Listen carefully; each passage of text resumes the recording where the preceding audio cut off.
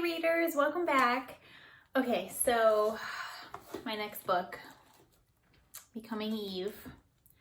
This book just came out the end of last year, I believe. It hasn't been out that long. But I first heard about this author a couple years ago. I had read the book Unorthodox by Deborah Feldman, which was amazing, and she had a sequel called Exodus, and it just came out on Netflix last month-ish. It was like a 4-episode series. We can talk about that another time. However, okay, so I just finished reading her 2 books, and then a friend sent me a video by this person, Abby, talking about kind of her experience a little bit, and I literally said, "Oh, when is her book coming out?" It's finally here. So I was pretty excited to read it.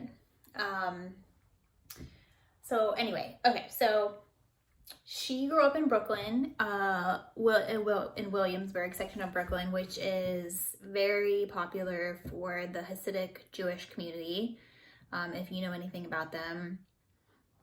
She was born into a rabbinical family, which is basically like royalty in her religion. So the Hasidic Jewish community, they pretty much shun everything modern. They wear black and white and gray. They don't really use technology like at all. They don't have internet, things like that. They follow the laws and practices of the Eastern European 18th century. So they're pretty dated.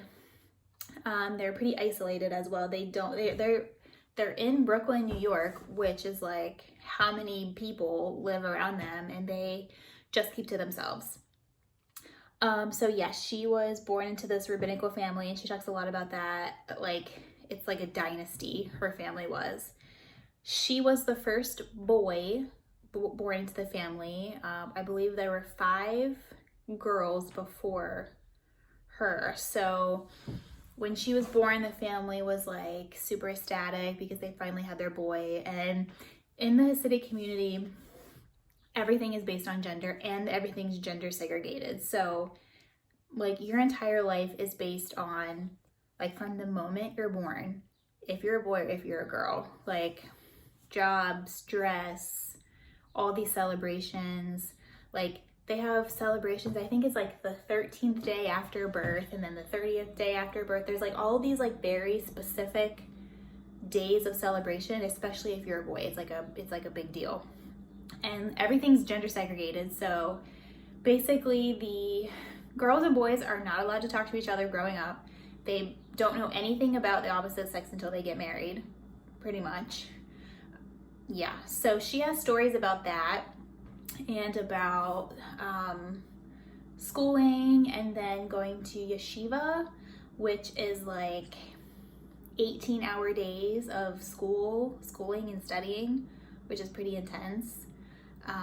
She was seen as kind of a rebel at the time. Like, she liked to play pranks, but she wasn't very popular. So, but all of this is based because she was having identity issues, of course.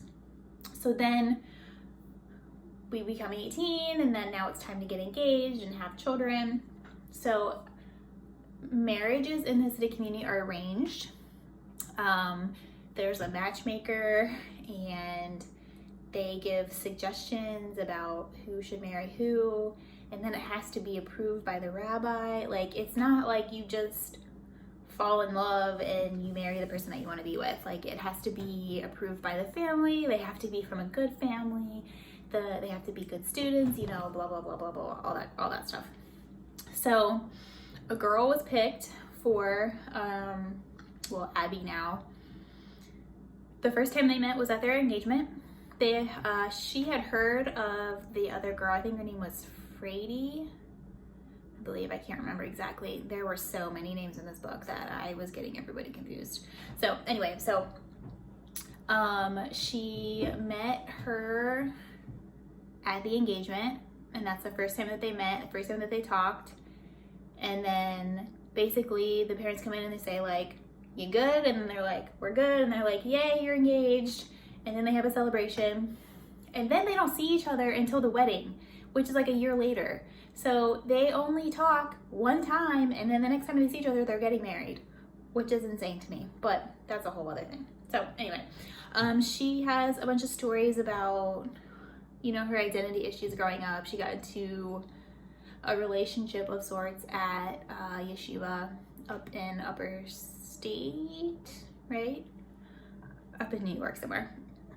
And then she talks about her decision to leave and the religious, philosophical struggles that she was having with Hasidism and things like that. And then, of course, she talks about what happens after, when she decided to leave the community, like where she went, what she did, and then the transition, coming out to her father. And then she talks a little bit about what the relationship is like currently with her family. Oh, and she also has a son. And when her son was born was the big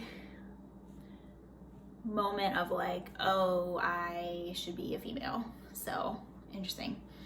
Okay, so I struggled with this book. I was so excited to read it, and you know, I like culty things and things of that nature. I don't know. I found it really difficult to keep track of everyone because there are so many names, and they're not just like, you know, Joe and Bob and Susie. They're pretty irregular, I guess. I don't know the word, but they're like, I mean, they're really religious names. They don't, oh, another thing, they don't learn to speak English, even though they live in New York. They grow up speaking Yiddish and Hebrew. So none of the names are like English. Another thing I found difficult was that the timeline jumped around a lot, which I typically don't mind that, but there were some times where she didn't tell us that the timeline was jumping around. So I would be reading something and I'm like, oh, okay, now we're here. But then like 2 paragraphs later, we're back to like last year or whatever. And I was like, okay. It was just kind of different. So in conclusion, I still don't know. Like I said, I was really excited to read it, but I was also kind of glad when it was over. I mean, it had some really good parts, don't get me wrong.